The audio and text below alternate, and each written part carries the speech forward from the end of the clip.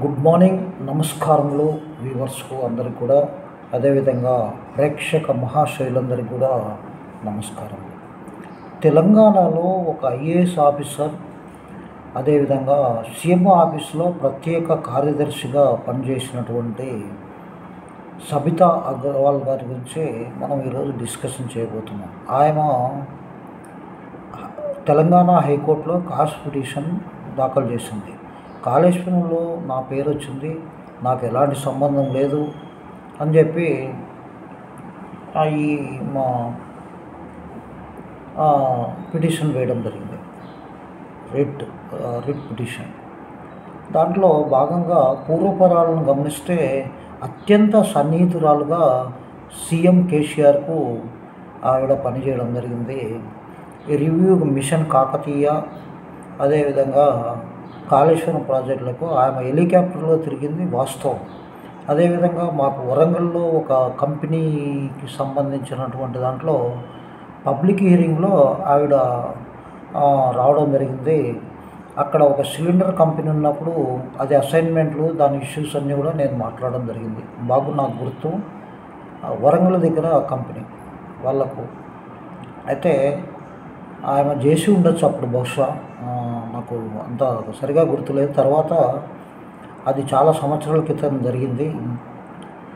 ఆవిడ కొంత ప్రజాసేవ చేయడానికి ఉన్నప్పటికీ అప్పటి సీఎం కేసీఆర్ గారు ఆమెను ప్రతిభను గుర్తించి ఈమెకు సపరేట్గా కాళేశ్వరంను మ్యాటరింగ్ చేసే అవకాశం, ప్రోగ్రెస్, ఎందుకంటే ప్రతిదానికి కేసీఆర్ పోలేడు కాబట్టి ఆమెకు హెలికాప్టర్లు ఇచ్చి హెలికాప్టర్లో అక్కడ ఎంత జరుగుతుంది ఫోటోలు తీసుకొచ్చి ప్రోగ్రెస్ చెప్పడం, టోటల్ అంతా కూడా ఆమె చూసేది. ఈ విధంగా చూసేటప్పుడు అక్కడ ఈమె కూడా రివ్యూ చేస్తూ ఉండేది. అంటే చారానా లాభానికి బారానా మసాలాగా ఈ యొక్క ఐఏఎస్ ఆఫీసర్ను వినియోగించడం జరిగింది కేసీఆర్. అయితే ఇక్కడ ఆమె ఐఏఎస్ ఆఫీసరు, ఆమె ఎడ్యుకేషను క్వాలిఫికేషన్ ఏముందో కానీ ఆవిడ ఒక బీఆర్ఎస్కు ఒక ఏజెంట్ లాగా లేదా బీఆర్ఎస్ అభిమానిలాగా పనిచేస్తూ ఉంది. ప్రజాపాలన ప్రభుత్వం రేవంత్ రెడ్డి ఇచ్చిన తర్వాత కలవను కూడా కలవలేదు. ఇప్పుడు లాంగ్ లీవ్లో ఉంది, అనుకోకుండా ట్విట్టర్లో ఇంకో దాంట్లో వివాదమైనటువంటి సమస్యలను పెడతా ఉంటుంది. అంటే ప్రజాస్వామ్యంలో ఆ విధంగా పెట్టే అవకాశం ఉందా లేదా అంటే ఉండవచ్చు. కోడ్ అండ్ కాండక్ట్ రూల్స్ కూడా ఉంటాయి ఎంప్లాయీస్కు. ఆమె అదన్నీ కూడా అధిగమించి ఈ యొక్క కల్వకుంట్ల ఫ్యామిలీతో సన్నిహిత సంబంధాలు ఉండడంతో ఆయన ఆ కాలంలో కేసీఆర్ పీరియడ్లో గోల్డెన్ టైమ్గా ఆ ఐఏఎస్ ఆఫీసర్ సబితా అగ్రవాల్కు చెప్పవచ్చు. అది ఒక ఫ్యాక్ట్.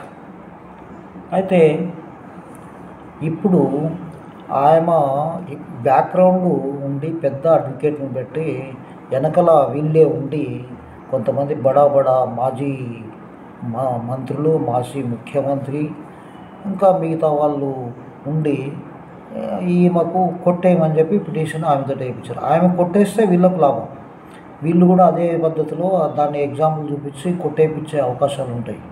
కానీ కొట్టేదా అనేది నిన్న నుంచి మరి హియరింగు ఈరోజు రేపు ఉంటుంది, ప్రతివాదన జరుగుతాయి. ప్రభుత్వం ఏ విధంగా స్పందిస్తుంది, ప్రభుత్వము గట్టిగా నిలబడి ఆ క్యాష్ను కొట్టేయకుండా చూసే బాధ్యత ప్రభుత్వ లీడర్ల మీద ఉంటుంది. ఇది ఒక ఎగ్జిక్యూటివ్ అండ్ పొలిటికల్ వాళ్ళ సంబంధించింది. పొలిటికల్ వాళ్ళు చట్టాలు చేస్తారు, చట్టాలకు సంబంధించిన అన్నీ చేస్తారు, జీవోలు వీళ్ళు చేస్తారు. ఈ యొక్క ఎవరి పని వాళ్ళు చేయకుండా అతిగా చేయడం వల్లనే ఈరోజు కాళేశ్వరం కుంగిపోయింది. దాన్ని రియలైజ్ అయిపోయి జరిగిన తప్పులను ఈ విధంగా జరిగినాయి అనేది అంటే మొత్తం టోటల్గా ఎవరికి దొరికిన కాడికి, ఎవరి అందిన కాడికి వాళ్ళు దోచుకున్నారు కాబట్టి అది ప్రాజెక్టు కొలాప్స్ అయిపోయింది. దాని భారము ప్రభుత్వం మీద పడ్డది. మేము చెప్పేది ఏంటంటే అది ఎన్పిఏ అయిపోయింది. అదేవిధంగా సిఈ ఎవరైతే రిజిస్టర్ ఆఫ్ కంపెనీస్లో రిజిస్టర్ చేశారో వాళ్ళు డబ్బులు కట్టాలి. వాళ్ళు ఏ విధంగా కడతామని బ్యాంకుకు ఇచ్చారో ఆ విధంగా కట్టమని కూడా మేము చెప్పడం జరిగింది. కానీ దాన్ని ఎవరు ఆలోచించేది లేదు. ప్రభుత్వమే కట్టాలంటుంది. అది ఒక కార్పొరేషన్, కాళేశ్వరం కార్పొరేషన్గా వచ్చిన డబ్బులు తీసుకొని అభివృద్ధి కోసము మేము పంటల్లో రైతుల నుంచి నీళ్లు ఇస్తాం, రైతుల దగ్గర శిస్తు వసూలు చేస్తాం, అదేవిధంగా హైదరాబాద్కు డ్రింకింగ్ వాటర్ ఇస్తాం, ఇండస్ట్రీ వాళ్ళకు నీళ్ళు అమ్ముతాం, మాకు ఇన్ని వేల కోట్ల రూపాయలు ఆదాయం వస్తుంది, అదేవిధంగా భూగర్భ జలాలు పెరుగుతాయి, ఉచిత కరెంటు మిగులుతుంది, రకరకాలైనటువంటి మాటలు బీఆర్ఎస్ వాళ్ళు చెప్పి ఆ కాళేశ్వరం చేశారు. అది మధ్యలోనే కుంగిపోయింది. అది పనికొచ్చే ప్రాజెక్టు కాదని ప్రతి వాళ్ళకు తెలుసు. దాన్ని రిపేర్ చేసినా ఉండదు. అది బ్యారేజీని ఎంతవరకు లిమిటేషన్గా ఉండి చేయాలనో వాళ్ళు లిమిటేషన్కు లేకుండా అది ఏదో ఒక పెద్ద డ్యామ్ లాగా, ప్రాజెక్ట్ లాగా అంతర్జాతీయంగా బీపీసీలో ప్రచారం చేసుకొని గొప్పగా చేసుకొని ఈ యొక్క బీఆర్ఎస్ ప్రభుత్వం అత్త సొమ్ము అల్లుడు దానం చేసినట్టు వేల కోట్ల రూపాయల ధారాదత్తం చేసి, పూజలు చేసి, యజ్ఞాలు చేసి రకరకాలైనటువంటి డబ్బులను నీళ్ళప్రాయంగా అప్పులు తెచ్చి మరి ఉన్న డబ్బులతో కాదు ఖర్చు పెట్టింది, అప్పులు చేసి మరి డబ్బులు ఖర్చు పెట్టారు. ఇవన్నీ కూడా ఎంత పర్సెంటేజ్ ప్రభుత్వ అధికారుల చేతులకు పోయింది, పొలిటీషియన్ చేతిలో పోయినాయి డబ్బులు. ఎంత అక్రమంగా డబ్బులను అందరూ కూడా పంచుకున్నారు. దొంగలు ఊర్లు పంచుకున్నట్టు ఈ కాళేశ్వరం ప్రాజెక్టులో కాంట్రాక్టర్లు, అదేవిధంగా ఈ యొక్క మీడియేటర్సు, ఆఫీసర్సు, చిన్నది ఆఫీసర్ను వదులుకునే పై వాళ్ళ దగ్గర కూడా ఇప్పుడు ఇటీవలనే మనకు దొరికినాయి.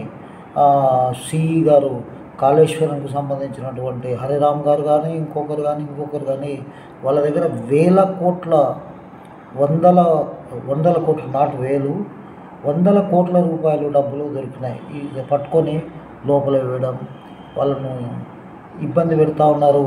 ఇవన్నీ కూడా మనకు తెలిసిన విషయాలే. ఇవన్నీ ప్రజలందరికీ తెలియదని, అమాయకులని ఇప్పటికి కూడా వచ్చేటువంటి పరిశ్రమలకు అడ్డుగలుగుతూ బీఆర్ఎస్ వాళ్ళు ఈ యొక్క అదానీ వచ్చేసి మొత్తం తెలంగాణ సామ్రాజ్యాన్ని చేయాలని ఇంప్లిమెంట్ చేస్తుంటే దాన్ని వ్యతిరేకంగా చేస్తున్నారు.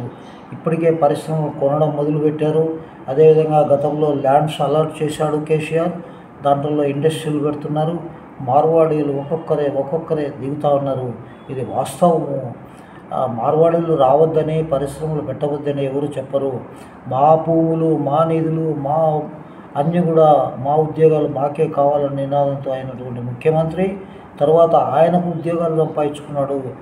అంతా కూడా ఫ్యామిలీని డెవలప్ చేసుకున్నాడు. ప్రజల కోసము, ఉద్యమంలో పాల్గొన్న వాళ్ళ కోసము, లేదా సమాజంలో పనిచేసే వాళ్ళ కోసము ఎలాంటిది ఎవరిని కేటాయించలేదు. ఒకే ఒక్క రైవల్కు సైదురెడ్డి అనే వారికి ఒక పోస్ట్ ఇచ్చాడు పొల్యూషన్లో.